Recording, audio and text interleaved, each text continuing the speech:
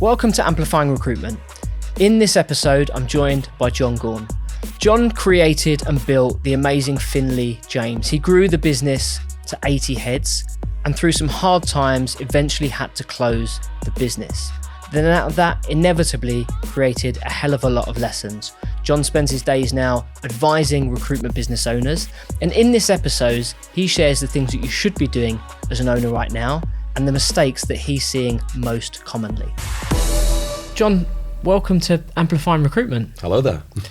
For anyone that doesn't know you, would you mind doing like a 30-second intro? I got into recruitment at 25, so next week will be my 31st year in recruitment. And of those 31 years, I think 21 were running a business by the name of Finlay James, which was for a time very successful. You know, we got it to 80 people. We had offices in Manchester, in London, in Chicago, in San Francisco.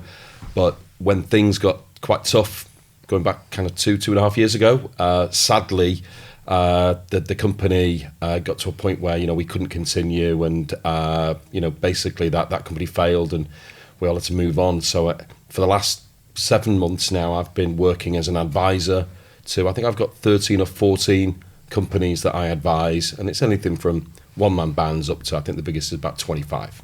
Like Finlay James, obviously a very successful company, like, certainly from the outside looking in, right? Really successful business. Do you mind sharing like what happened? How do you go from building something to that sort of success level, scale, and then the bad times hit? How does it get to that point?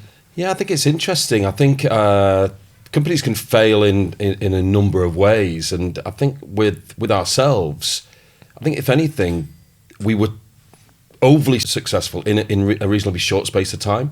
So for 15, 16 years, we had done well. We were making good money. We were ploughing all that money back into the company, and we were expanding. We were growing. We then went into the period around about the pandemic, and as a business, we went from turning over about 4.2 million in that year, then down to about 2.7. But then for the next 2 years, we went from 2.7. So this was all perm, all tech sales. But we went from 2.7 to 4.2 to 5.8. We had PE guys sniffing around to potentially purchase 3/4 of the company. And we were looking at, you know, going to 100, 150, 200. You know, we were looking at being the most successful tech sales recruitment company that there was at that time, certainly specifically to go to market and tech sales. So the issue we probably had in some respects was we'd never really taken any of the money out. So we were sat with, you know, 1.5 million quid in a company bank account. We had people, you know, across 4 locations. We were making money, but at that point we had no funding from the bank. So we went from turning over, you know, 2 million quid in a quarter in the spring/summer of 2021 to then going from, you know, 2 million to 850 in a 3-month period. So one was making a chunk of cash, one was losing a chunk of cash, and then we were continuously losing probably between 125 and 150 a month for 18 months.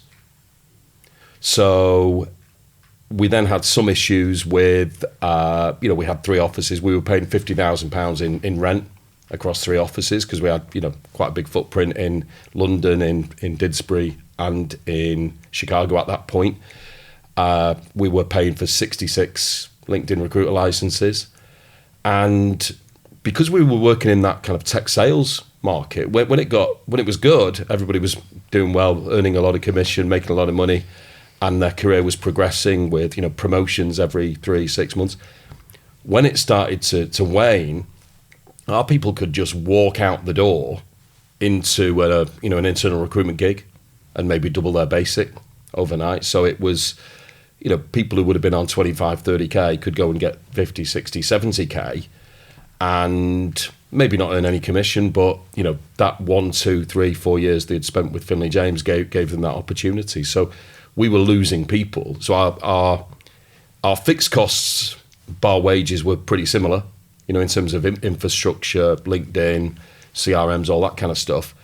our wage bill was going down a little bit because some people were leaving, but it wasn't going down quickly enough for the reduction in revenue that we were experiencing. So we went from, billing just under £500,000 a month that we were doing coming out of the pandemic, to suddenly we were billing 200.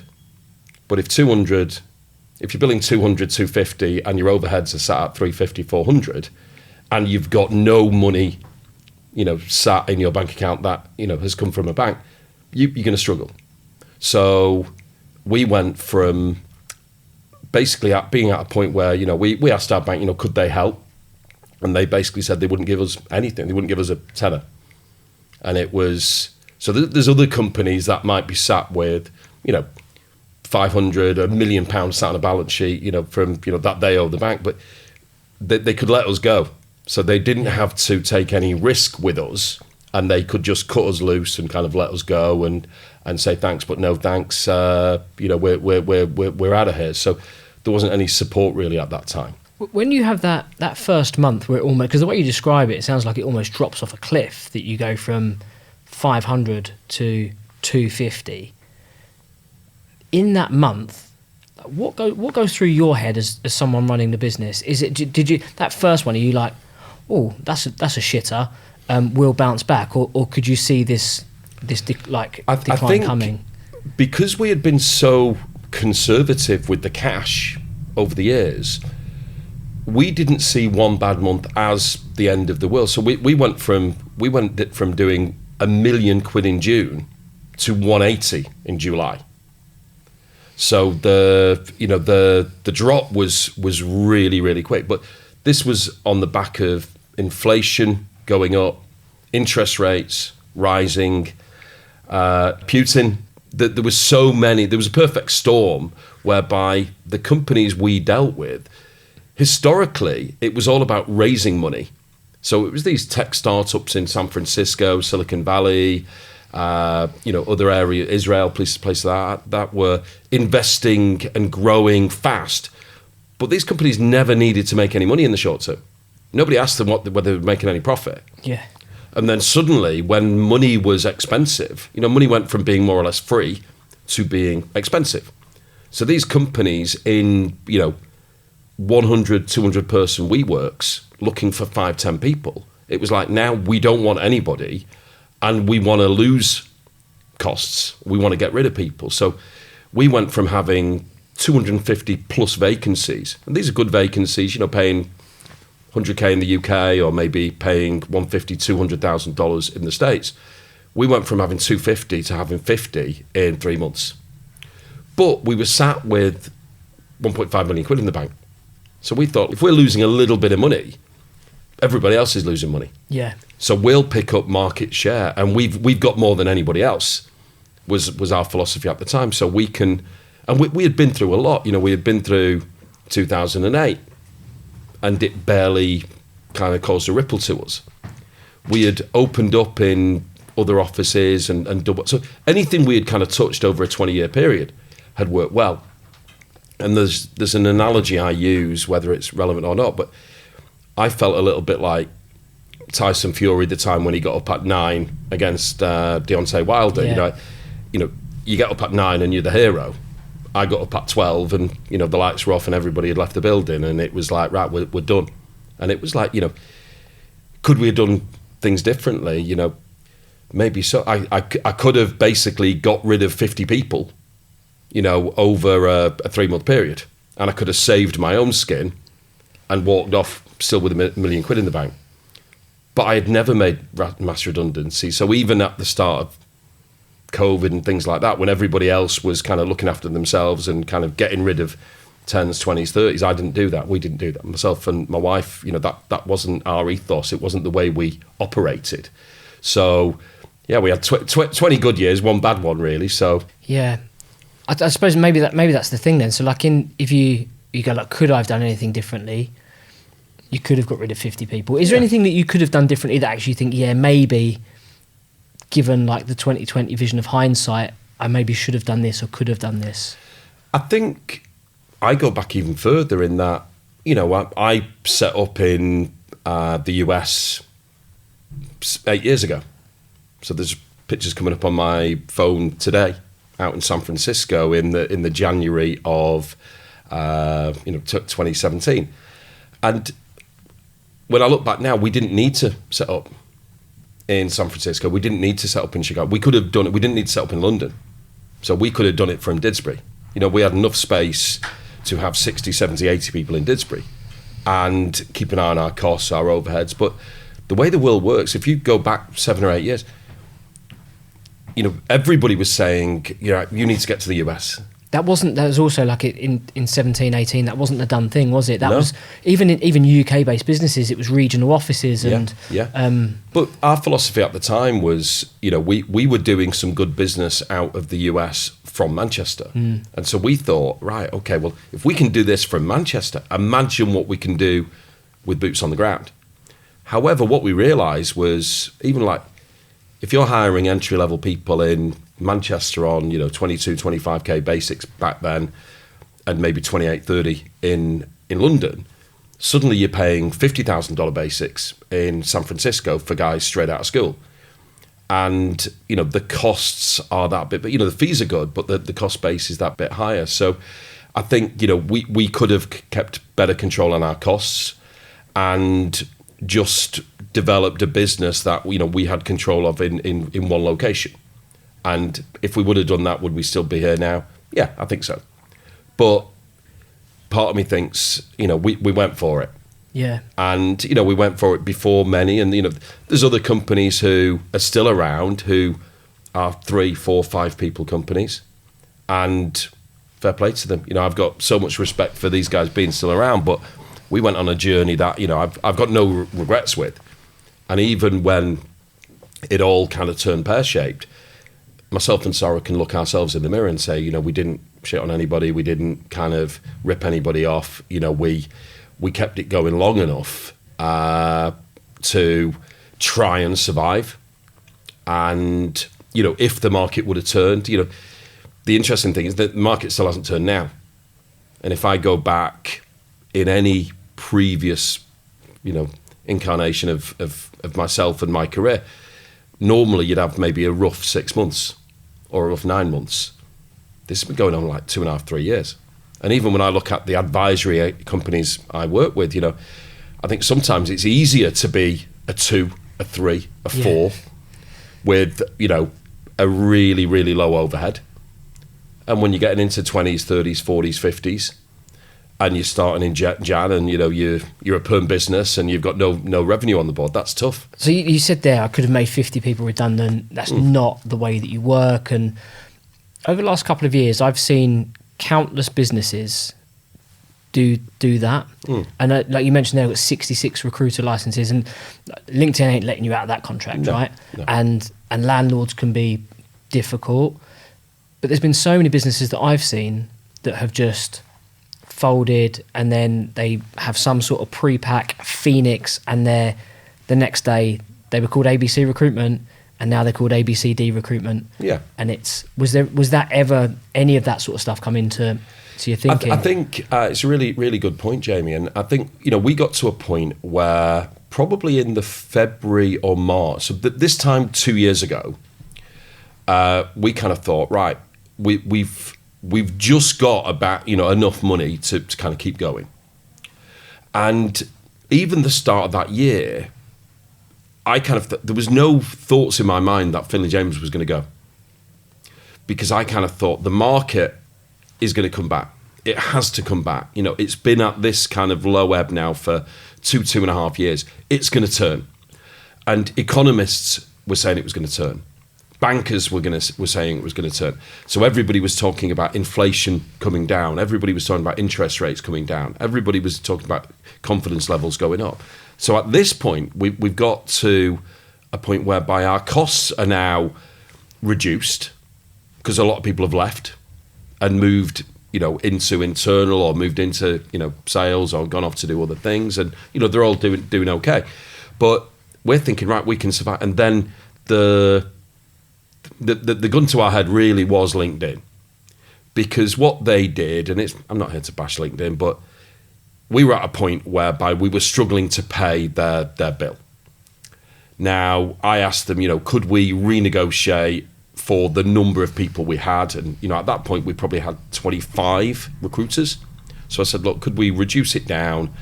It was the same conversation with the landlords to help us come through. And they wouldn't, and they actually turned off all 66 licenses. So even the people I had then didn't have a recruiter license. So we owed them money. We're trying to, pay them, but they've cut our legs off, and, we can't actually do our job. So more of my recruiters left because they could go over the road and get a recruiter license. Yeah. So it's a little bit like, we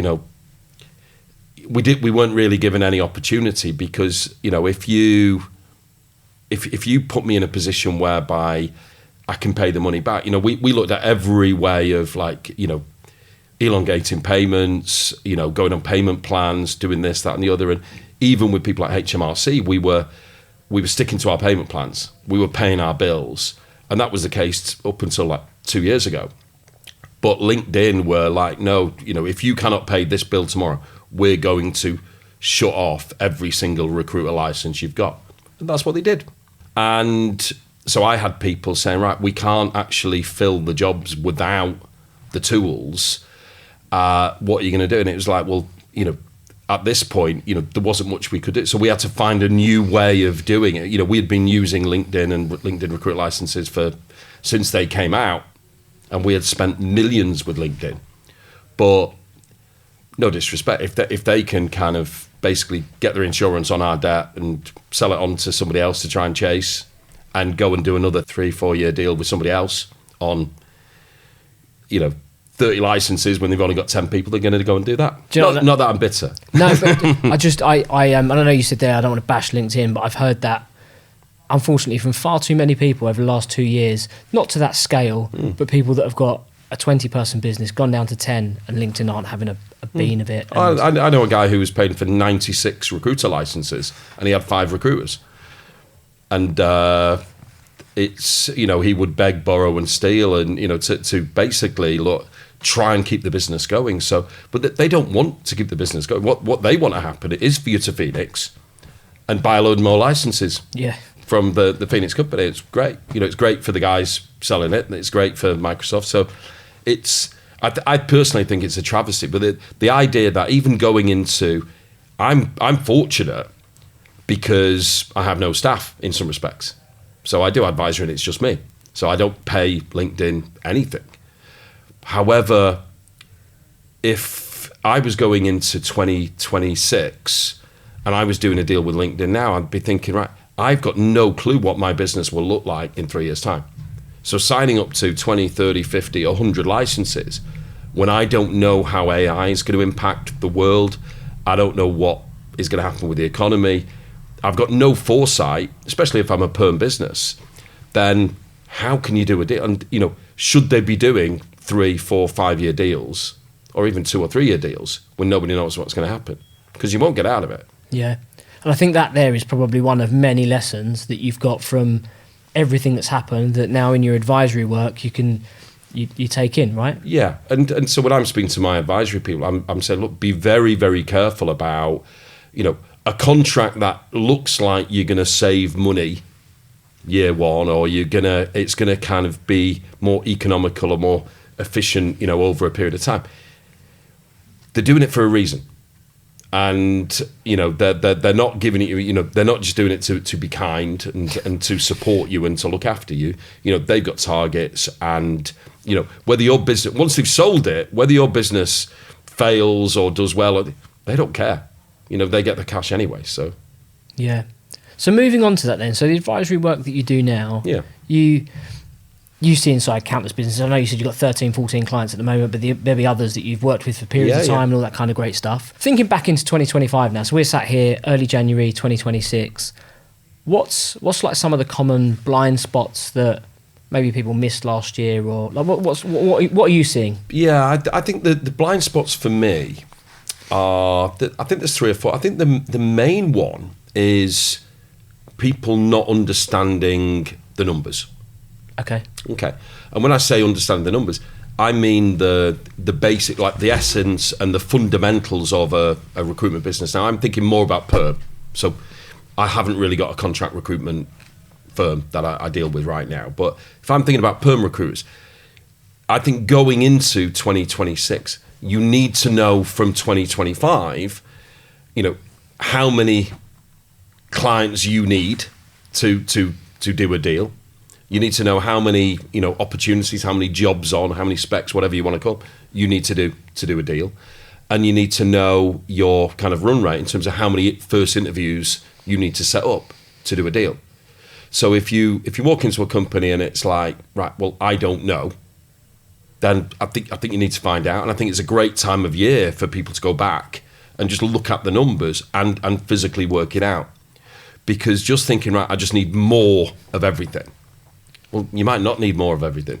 So with that then, because this is something I get asked like a hell of a lot from a training perspective, is like, how many calls should someone be doing? How many interviews should they have a week? Like all of these. And the truth is, I don't know. It's going to be different from one business to the next, right? So what, and I'm sure you get asked the same question, because most people just want, they pay you your day rate. Can you just tell us the answers? Yeah. It's not that easy, right? So what's your starting point? When you go into the business for the first time, what are the numbers and the metrics that you want to look at? How do you go through this process? Yeah. I think my starting point, if I look at like my day one, is right. Take me through. So some companies might have only been going 6 months, but if I was looking at a company that had been going maybe 2-3 years, I'd go back and say, right, let's go through the numbers for the last year. So give me a year's load of data, and all I want from the year is basically how many jobs did you pull in that year. How many first interviews did you arrange in that year? So I'm not even interested in CVs, to be honest. So it's how many jobs did you pull? How many first interviews did you arrange? How much revenue did you produce? And how many deals did you do? And so the three numbers I start with is, what's your average order value? What's your first to deal efficiency / ratio?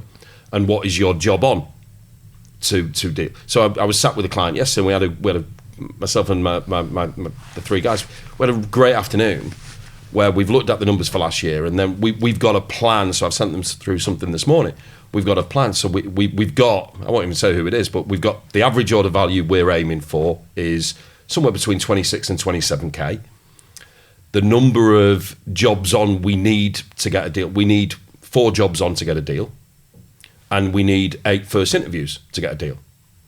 So they're only a small business, and if they're this year doing 2 deals a month at 27, basically they want to do 650K, and they want to do 2 deals a month. And so this is what you need to do based on the data to do 2 deals a month.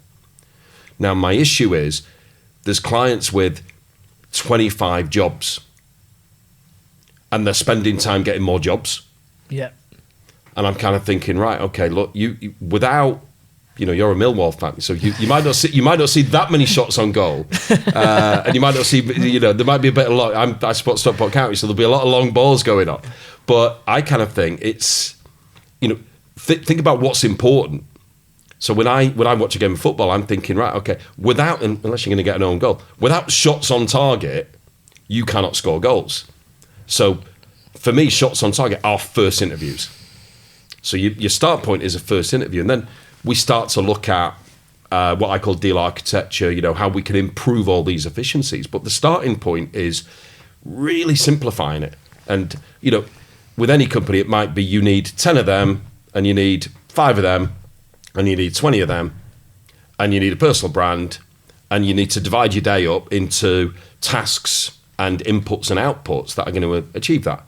And it's simplifying the whole thing, because you asked me what's like the common stuff is, I go into a lot of businesses and these guys are really busy, whether they're one-man bands or whether they're running 20, 30 companies.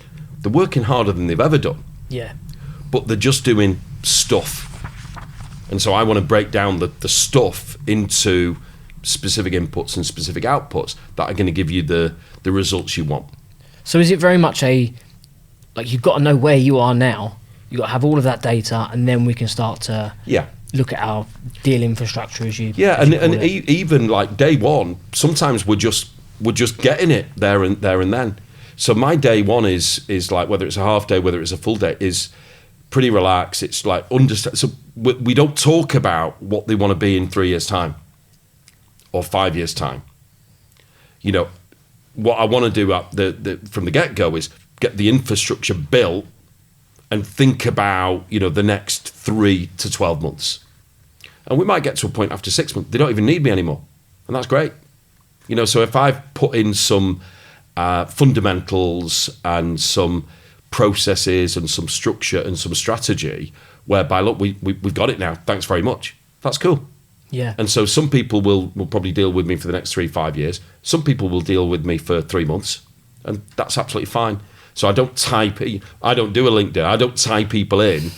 I basically say, right, let's meet for half a day or a day and make sure we're going to enjoy it and make sure we're both going to get something out of it. And, you know, I talk about even like people with like huge egos, you know, I struggle with that. So if people are going to participate and be open and honest and transparent and give me the numbers and give me the problem, I can help them come up with a solution. If people are defensive about how they work and, right, this is how we've always done it, and, you know, we're struggling because of this, that, and the, you know, that's not going to work with me anyway. Do you get much of that where you'll go into a business and people are like that? Well, we've always done it this way, and no, I don't think we should be looking at that. And it's a really good point. No, but I think they've qualified me out in the first place. Yeah. And what I find is, you know, any clients I go to, I'll be honest, they you know, I don't think I've got many of them that deal with me. So most people, they found me. So whether it was a referral, whether it was a recommendation, whether they saw me on a podcast like that, I don't know. But I'm really kind of simple to deal with, like straight talking. And whether I'm dealing with an owner or a founder, that's one thing. Dealing with the consultants, I love that bit as well. So I'll very often have a check-in. You know, I've got a few guys out in South Africa that I'll have a check-in on a Friday, and we'll do 45 minutes about their numbers on the week.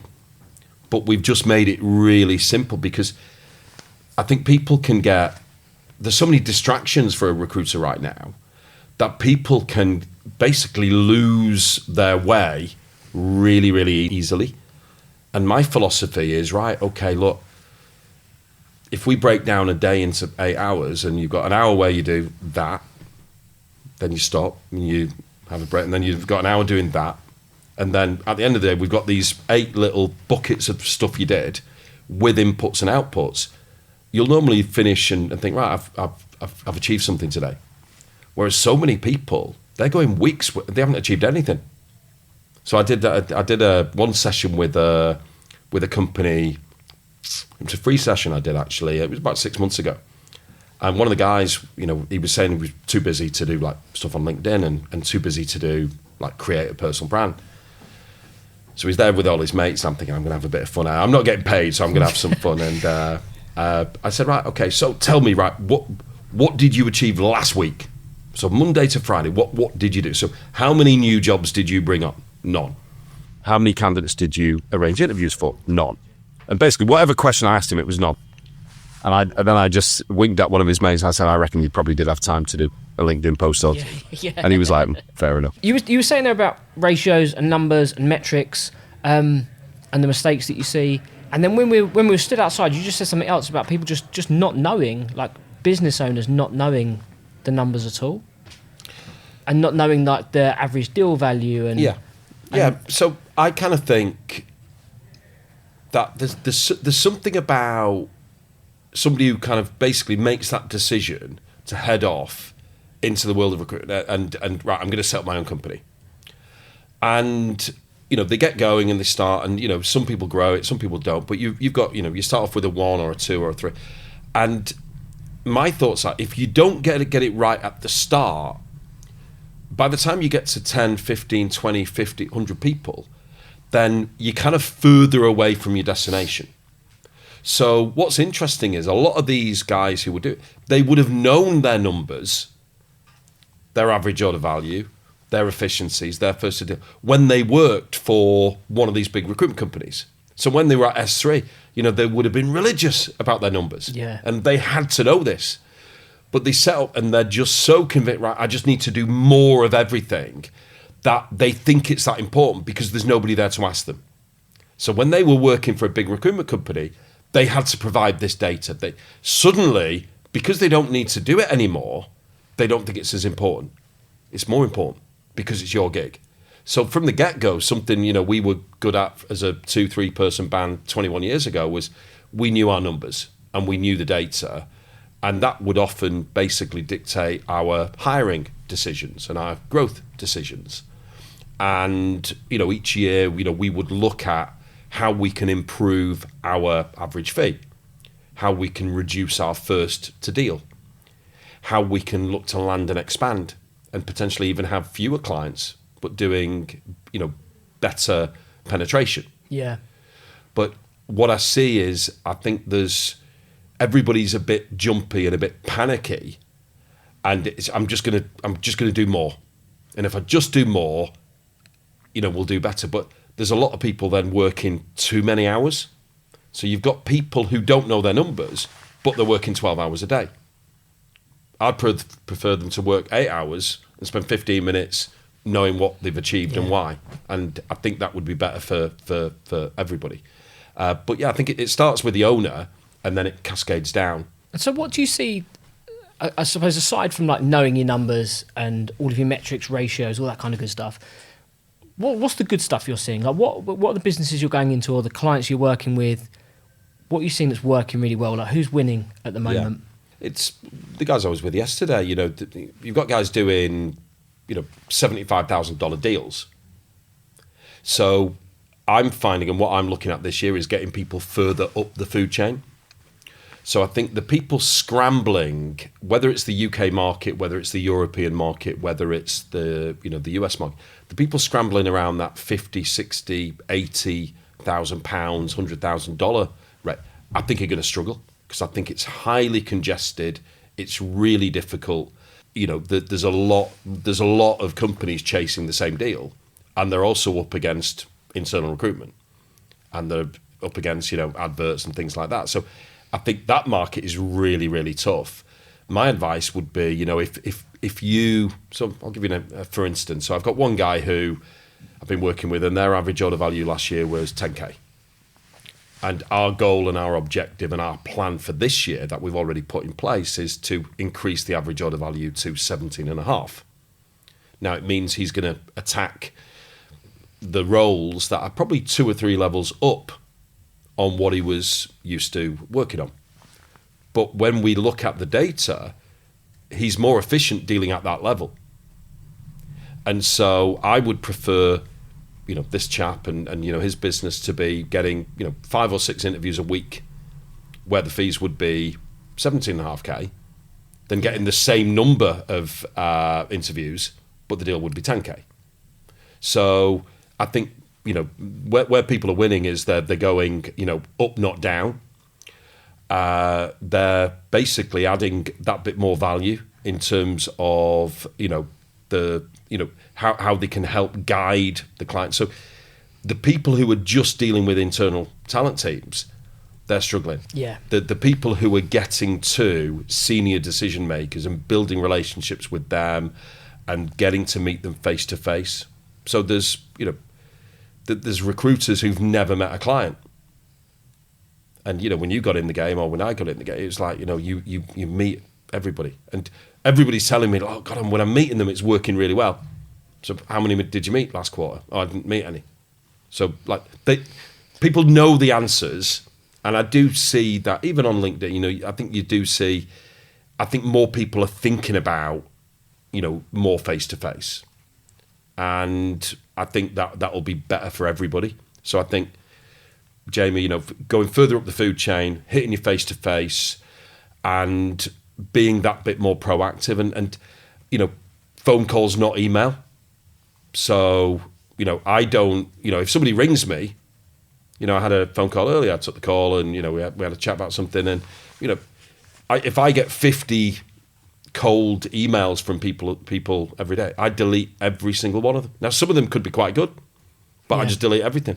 Now, if somebody rings me, they could actually get me to buy something. I couldn't agree more with that. I think 2026 is going to be a year where we go back to the human to human interaction that our industry was built on. Yeah. And I think hopefully you'll see more people face-to-face meetings, more phone time. Yeah.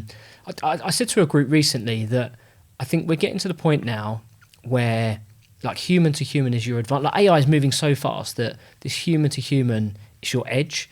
And like, I haven't got a crystal ball, but at some point it will be the only advantage you have. I think so. And I think when that happens, there'll be a hell of a lot of people sat here full of regret that they haven't done something sooner. Yeah. I couldn't agree more with that. Yeah. I think AI, obviously it's the way things are going, but I've spoken to recruiters who they think the job is now loading a load of information into a system and a cadence and then seeing what happens. Yeah. And so I'll often ask, right, okay, so take me through the cadence and take me through the phone bit of the cadence. He said, normally I avoid the phone bit of the cadence. So it's doing it on but for me. And I said, so what's it actually turning into? What are you getting out of it? He's like, I don't know. So, doing 500 of these or 1,000 of these, if I'm like your normal type of decision maker, some bloke in his 50s, basically buying stuff or kind of making decisions on things, I don't respond to any of that. And so there must be quite a few people like me who don't respond to any of that. Yeah.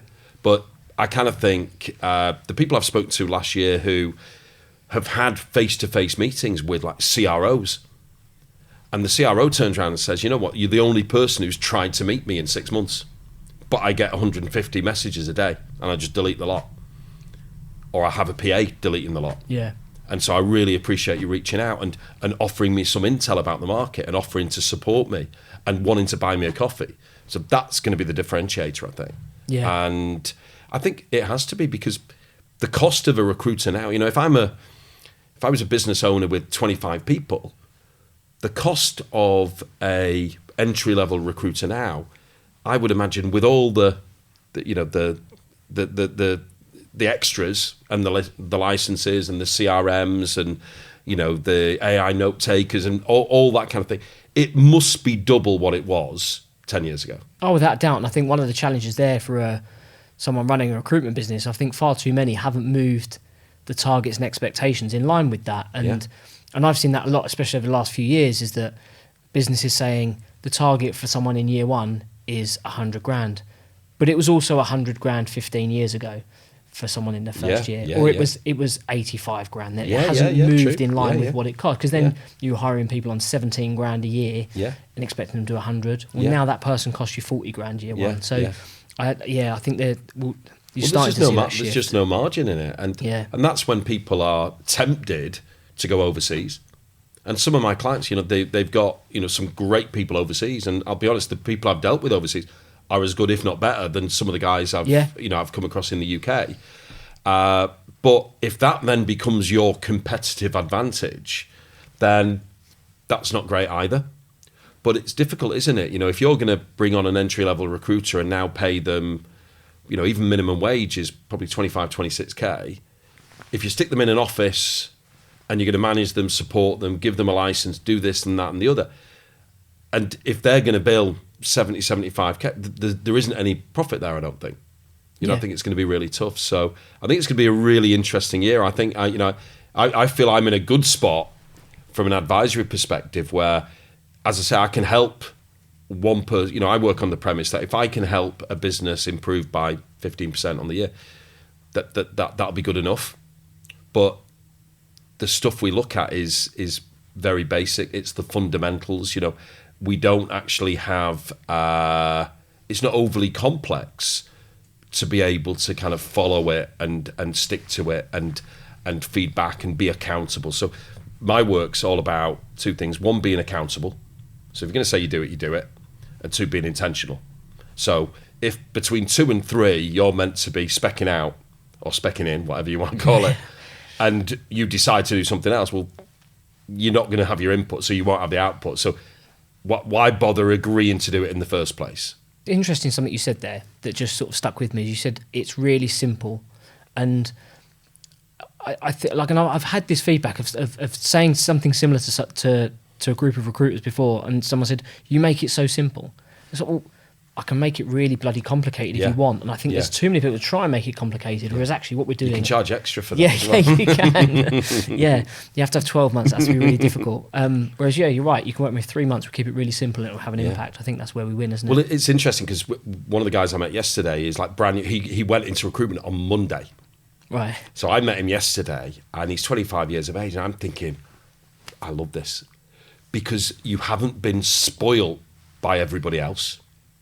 And you haven't created all these bad habits, and you haven't. I mean, I talk about cutting corners, and you know, I'm in my 50s, and I remember being at school, and you know, you'd be running around the pitch, and you know, you start off and like you run the whole rectangle. You get to lap 4, and you know, you're basically doing a little circle and chatting to your mates, and probably these days, probably sat like vaping in the middle of the pitch, and so everybody, you know, we're you know. Society has moved to a point whereby like everybody's like cutting corners where they can, and that's why, you know, even doing something really simple, I'll get my ChatGPT to help me, and it's like people can't even write or kind of like without some help. So with this guy I was speaking to the other day, I basically broke it down and said, look, you know, next week we're going to speak 5 o'clock, so I'll get you set up for the week on Monday. I'm just looking at some real fundamentals where we're going to register, you know, 4 candidates. We're going to do X number of LinkedIn updates. We're going to do 5 of these. We're going to do 4 of those, and then that'll be week 1 done. And it's all about giving people things that are achievable and doable. Now the problem is people are hitting the market, and it's like, oh, we now need 360 billers. So we're setting people up to fail because we want you to go and bring on your own clients and fill your own jobs and take them through a process and do this, and we want an average order value of 15, 20K. I think these guys haven't got a clue.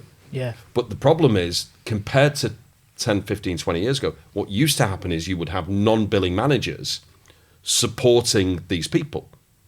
You've now got billing managers and billing owners and billing directors who've got their own clients, their own candidates, their own issues. Everybody's working from home. And then you've got poor old Johnny who's got to bill 15K next month. And he's got no clue how to pull a job. Or he'll get a job and it'll be a 5-minute conversation, or somebody will send him an email with, this is what I'm looking for. So I think we've got to kind of bring the whole thing back as to, and it's all about easy assignments.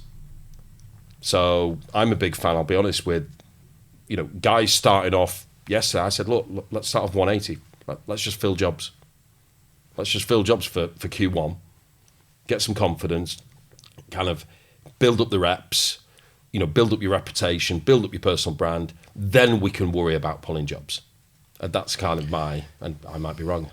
No, I think if the business is able to support a 180, I definitely think that's the way you should go. I think there's then the opportunity to start bringing in lead generation from candidates, which is your first bit of soft BD. And then, right, I tell you what, Johnny, you follow that lead up. This is what I do, and being able to mirror those behaviours, because you're right. Look, we're in a tougher market, and you're having to have owners, directors still billing, probably not wanting to, but having to be on the tools, and so it's necessity. But there's an easy way, and then there's a. I think even with that though, I look at, you know, I'll go back to the football analogy, but what's interesting is we're giving these guys, you know, the targets and the expectations that they're going to do like 15, 20K deals. But if they're not getting support and help, it's a bit like, you know, if my team had a penalty, I want the best guy taking the penalty.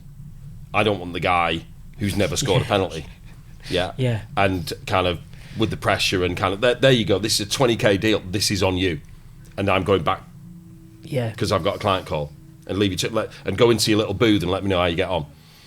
You know, so you know, that's not for me. You know, I want to guide them and help them and educate them and you know, basically control as much of it as we can control. I can't remember which football manager it was now. There was someone that wouldn't watch the penalties. Maybe it was Amarin. I can't remember, but Amarin, he would just sat there like that for the whole time they were taking. Well, he had his little Sabutio little table out, didn't he? He was kind of moving people around, and that wasn't a good look. No, it wasn't. John, you said something earlier about, you said there's so many distractions for recruiters now, and it reminded me of something you said when we spoke on the phone. You said the tech will kill you. What do you mean by that? I think the problem for me is I got into recruitment at 25, and I had done other things before that, and I'd done jobs that I thought were quite hard, that I was rubbish at. So, my first job when I got a job in a bank, hated it, had to leave. I then worked with my dad for 3 years at Murphy's in Stanley Oil Refinery, pulling cables and digging holes. Didn't like that at all. So when somebody gave me a cup of coffee and a desk and a phone, and all you have to do is ring people up and persuade them to do things, that was the dream. Yeah. And 3 months in, I knew I was going to do it for the rest of my career, because just ringing people up and talking to them. We now got to a point where when somebody's ringing somebody up, they go out of the room. It's like, oh, there's 8 people in the room, and we can't hear ourselves talk. And I think, well, you freaking can, because there's only ever one person on the phone. Yeah. And it's like, oh, I need my headset, and I need this, and I need that. When you walked into a recruitment office 20 years ago, whenever it was, you would have 50 people on the phone. Yeah. And everybody could still hear, and everybody could still get deals done, and everybody would still kind of, make things happen. And there was a buzz, and there was an energy, and there was a force in that room. And I remember walking into Didsbury, and there'd be 50 people on the phone. It was like, wow, we've got something going here. When you walk into an environment where there's no people on the phone, I find it in like WeWorks now. When you walk into I walk into, there's one, St. Peter's Square in Manchester. There must be 100 recruiters in there. So you've got all the guys with the fades, the shorts, the gilets, all you've got all that going on. And I'm thinking, right, you look like a recruiter, but you don't sound like one, because I've never heard you speak. And it's a bit harsh, that, isn't it? But that is just the way. It's kind of right. No, I'll send them an email. So is it, when you say the tech will kill you, is it the over-reliance on the tech? Yeah. And, there's some great stuff. And don't get me wrong, there's certain stuff that, AI can do. And as I said, things like AI note takers. And, there's a lot of really good stuff. But relying on a cadence and a sequence to pull jobs, I don't see that at all. I'll be honest, I'd prefer my whole mantra on client acquisition, I'll be honest with you, is pull a lead, ring a client up because they're looking, because you've got a lead, normally a candidate lead. Secondly, take a killer candidate to market, and that's it. Whereas I think there's so many people, not doing either of them. So I've had conversations with people whereby, what's a lead? It's like, I've never done that. I've never asked that question. Yeah. Now, that was recruitment 101 30 years ago. And it was kind of like, so my philosophy is, you get leads, you track leads, you execute on leads. And if you're getting 15 leads a week and you're converting 1 in 15, you will get a job on a week from a lead. Now, there's people who haven't pulled a job in 6 months. But they've been banging out cadences and sequences and putting things into this and that and the other. It's like, how's that working for you? Oh, it's not. How many hours a day do you spend doing it? About 6. It's like, but they're exhausted. So they're exhausted putting all this stuff in. I said, have you tried like ringing that guy? So like a client I was working with, actually, there was a girl, she had never pulled a job. And that was fine because she was like 180, but she wanted to get into 360. So I said, well, let's get a lead and let's chase it. Let's ring it up. And so thankfully, she had also built up a bit of a personal brand. So she rang this guy up, and he was checking her out on LinkedIn as she was on the phone. And it was like, yeah, you look like you know what you're doing. Let me tell you what I'm looking for. And 3 weeks later, she had filled it. And so I said, that wasn't hard, was it? She said, no, that was easy. So I said, well, it's easier than just banging out 500 of these things. I think it's far more fulfilling as well, isn't it? Oh, yeah. But it's it's kind of offering some value. It's, recruitment for me used to be about persuading people to do things. And I think you can do that on the phone. I think it's really hard to persuade people to do things on email or message. I think it's almost impossible to persuade or influence someone on email. I think is the only people that actually persuade and influence people to do that is scammers, isn't it? Really? Yeah. And they persuade and influence vulnerable. They old do. people. They do. But I think what's interesting is Scammers even get to do it, but no disrespect. I'm not all for scammers here. At least they make the call. Yeah, even they get on the phone. At some point. They're not relying on email. So maybe what we need to do is actually get all the scammers. So imagine we could actually re-educate them and rehouse them and take all the scammers and put them into recruitment and give them a proper career. Yeah, we could, yeah. And that would keep people out of prisons as well. Yeah, there you go. John, I could chat to you all day, but we're sadly out of time. We are. I've got one last question that I just want to finish on, just the last couple of minutes. What do you think 2026 holds? What does the next 12 months look like for the recruitment industry? Yeah, but bizarrely, with everything I've just said there, I feel really positive about the industry. But I think it's important and that people basically, everybody's had a reset. And even like I'm feeling the energy coming back in London, the last couple of days, I feel that there's an energy and there's a hustle and people have had a break and they're ready to kind of go and do it. Now, the problem is, I think we've got a window of maybe 3 or 4 weeks whereby people can actually go out and do it the right way, or they're going to be back to the old kind of ways but by the time we get to mid-Feb. So I'm really optimistic. I'm feeling really positive. And the conversations I'm having that, people have got a better plan already in 2026 than they had in 25. So I think 25, they were just fatigued and just fed up with everything. Whereas there's some positivity. Last quarter, there was some companies just doing a little bit better. And they've got more jobs and they've got more of an inflow and more of a flow of candidates and clients. And I think candidates are more comfortable making a move now, whereas I think 6 months ago they felt that there was too much risk. So I think it's really positive, but I think it's important that people have a bit of a sanity check and that they sit down and they go through the plan. And whether it's with somebody like me or whether it's somebody like you or somebody else, there's loads of great people out there. Give your plan a sanity check and make sure you've got like your sat nav, you've got the address, you've got the correct address in your sat nav. Yeah. Because, and I can't remember who said it, I think it was John Lennon or somebody like that, or I might be wrong, but it was like, if you don't know where you're going, every road will get you there. Yeah, that's the problem with the distractions, and that's the problem with recruitment. You can be a busy fool. Whereas, get your destination in play, work out your numbers, work out what needs to be done, and then go and kind of put in the inputs and take note of the outputs, then you can go and execute. But whether it's dealing with somebody like me or somebody else, I think that'll probably help you. That's a great point to finish on. John, thanks so much for your time today. No problem. It's been a pleasure as always. Good luck. Thank you, mate.